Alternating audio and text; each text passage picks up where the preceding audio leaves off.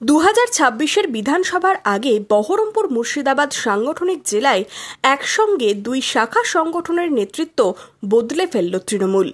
যুব তৃণমূল কংগ্রেসের জেলা সভাপতি আসিফ আহমেদকে সরিয়ে ওই পদে আনা হয়েছে তৃণমূলের ছাত্র সংগঠনের নেতা বিশ্বদেব কর্মকারকে।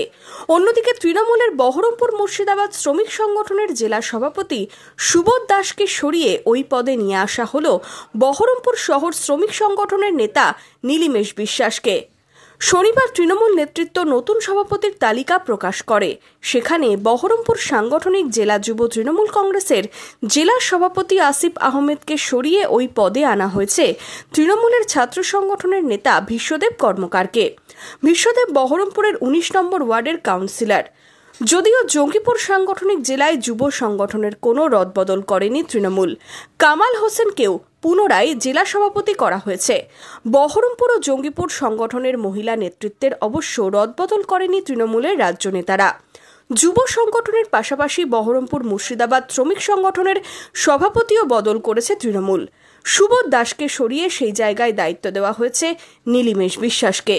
2026-এর বিধানসভা ভোটের আগে তৃণমূলের যুব শ্রমিক সংগঠনের রদবদল দলকে আরও শক্তিশালী করবে বলেই মনে করছে তৃণমূল নেতৃত্ব।